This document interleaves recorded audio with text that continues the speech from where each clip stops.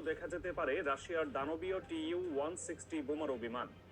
ওয়াশিংটনের ঘুম হারাম করে দিয়ে এই সংবাদটি এখন আন্তর্জাতিক সামরিক মহলে আলোচনার কেন্দ্রে। আর্কটিক সাগরের উপর দিয়ে টানা 11 ঘন্টা উড্ডয়ন করে পুতিনের এই সাদা রাজহাঁস বা হোয়াইট সোয়ান ইতিমধ্যেই তাদের সক্ষমতার জানান দিয়েছে। ভেনেজুয়েলার প্রেসিডেন্ট নিকোলাস মাদুরো এবং রুশ প্রেসিডেন্ট ভ্লাদিমির পুতিনের এই যৌথ সামরিক পদক্ষেপ আমেরিকার দোরগোড়ায় পারমাণবিক যুদ্ধের ঘণ্টা বাজিয়ে দিচ্ছে। যুক্তরাষ্ট্র যখন ভেনেজুয়েলাকে চারপাশ থেকে ঘিরে ফেলার চেষ্টা করছে, সে সময়ই আবার রাশিয়ার এই বোমারু বিমান পাঠানোর সিদ্ধান্ত পেন্টাগনের সব পরিকল্পনা নস্যাৎ করে দিচ্ছে।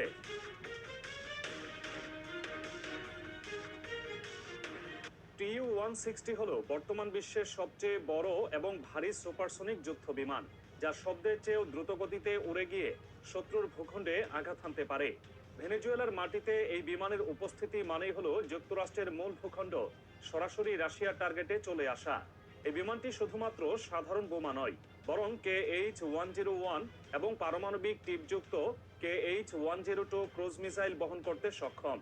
এই মিসাইলগুলোর পাল্লা এতটাই বেশি যে ভেনেজুয়েলার আকাশসীমা থেকে উৎক্ষেপণ করলেই তা নিমিষেই ওয়াশিংটন বা নিউ ইয়র্কের মতো গুরুত্বপূর্ণ শহরগুলোতে আঘাত হানতে পারবে।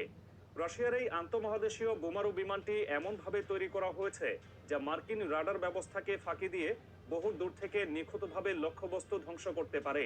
মাদুরোর হাতে এমন একটি অস্ত্র তুলে দেওয়ার মাধ্যমে মস্কো পরিষ্কার বার্তা দিচ্ছে যে লাতিন আমেরিকায় আমেরিকার একচ্ছত্র আধিপত্যের দিন শেষ হয়ে এসেছে।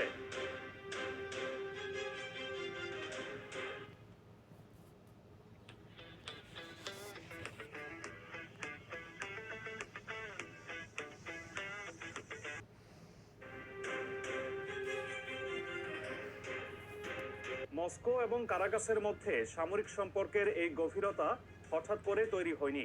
এর আগেও ভেনেজুয়েলার আকাশে এই রুশ দত্তের উপস্থিতি দেখা গিয়েছিল। 2018 সালে যখন যুক্তরাষ্ট্র এবং ভেনেজুয়েলার মধ্যে উত্তেজনা চরমে পৌঁছায়, তখন ভ্লাদিমির পুতিন কারাকাসে এই বোমারু বিমান পাঠিয়েছিলেন। সে সময় আমেরিকার চোখের সামনে দিয়েই বীর দর্পে দুটো TU-160 ভেনেজুয়েলার মাটি স্পর্শ করেছিল। সেই ঘটনা ছিল পেন্টাগনের জন্য একটি চপেটাঘাত।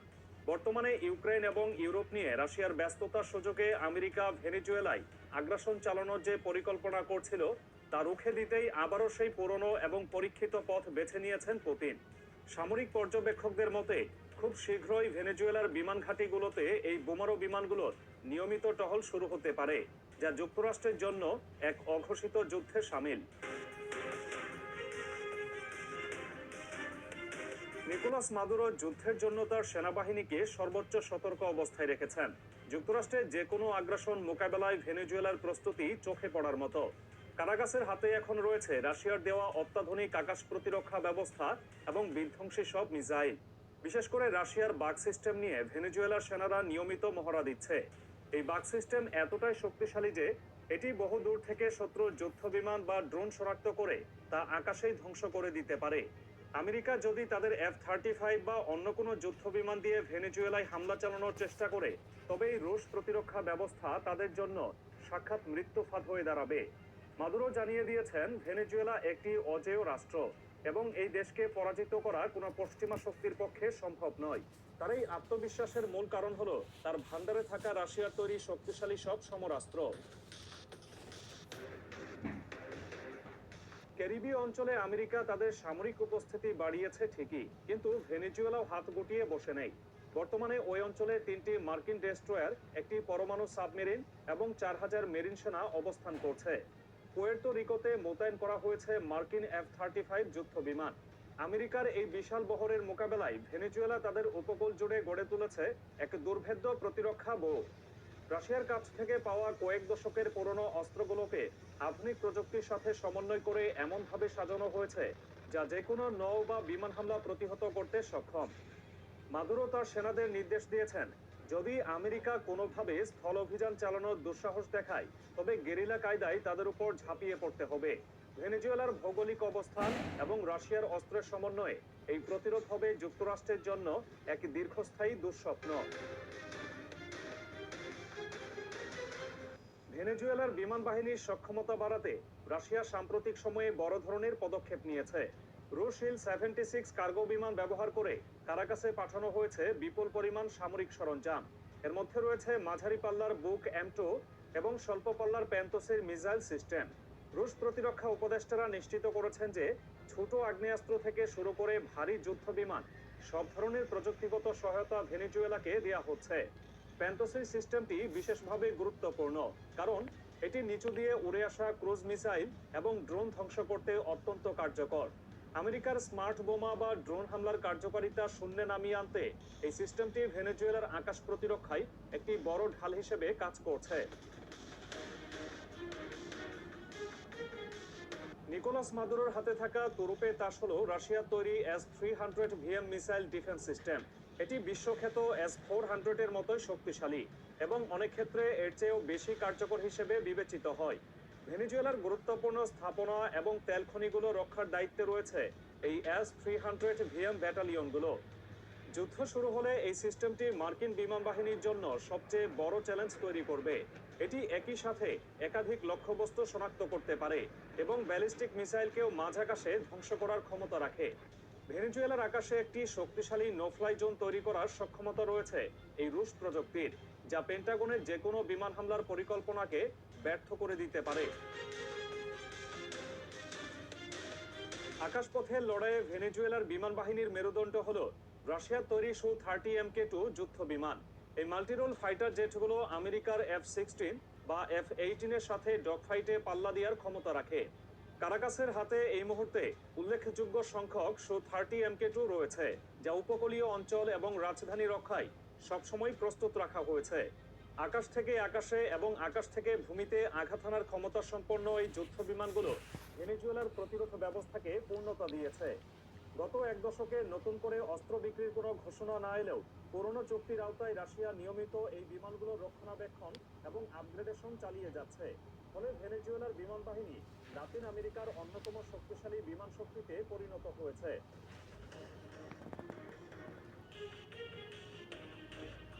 ভেনেজুয়েলার এই সামরিক উত্থানের পেছনে শুধু রাশিয়া নয়, চীন এবং ইরানের মতো দেশগুলোরও বড় ভূমিকা রয়েছে। মার্কিন নিষেধাজ্ঞার তোয়াক্কা না করে এই ত্রিশক্তি ভেনেজুয়েলাকে সব ধরনের সহায়তা দিয়ে যাচ্ছে। মাদুরো এই মিত্রদের কাছ থেকে শুধুমাত্র অস্ত্রই নিচ্ছে না, পাচ্ছেন চূড়ান্ত মানসিক শক্তিও। আমেরিকার অবরোধ এবং হুমকির মুখেও ভেনেজুয়েলা যে মাথা নত করেনি, তার মূল কারণ এই শক্তিশালী আন্তর্জাতিক সমর্থন। বিশেষ করে ইরান এবং রাশিয়া ভেনেজুয়েলাকে এমন সব প্রযুক্তিতে সহায়তা করছে যা আমেরিকার জন্য এই অঞ্চলটিকে একটি বিপজ্জনক জোন হিসেবে তৈরি করেছে। ভেনেজুয়েলার হাতে যদি রাশিয়ার মোবাইল মিসাইল লঞ্চারগুলো পৌঁছে যায়, তবে তা ক্যারিবীয় সাগরে মার্কিন নৌবহরের জন্য সরাসরি হুমকি হয়ে দাঁড়াবে। সবচেয়ে আশঙ্কার বিষয় হলো রাশিয়া ভবিষ্যতে ভেনেজুয়েলায় আরও বিধ্বংসী ব্যালিস্টিক মিসাইল মোতায়েন করতে পারে। সামরিক গতিবিধি পর্যবেক্ষণ করলে দেখা যায় মস্কো ধাপে ধাপে ভেনেজুয়েলাকে একটি দুর্গে পরিণত করছে। শুরুতে ছোট অস্ত্র, এরপর বিমান প্রতিরক্ষা ব্যবস্থা, যুদ্ধ বিমান এবং এখন Tu-160 বোম্বারের মতো ভারী অস্ত্র পাঠানোর পরিকল্পনা। এই ধারাবাহিকতা প্রমাণ করে যে পুতিন আমেরিকাকে তাদের ঘরের কাছে ব্যস্ত রাখতে চাইছেন।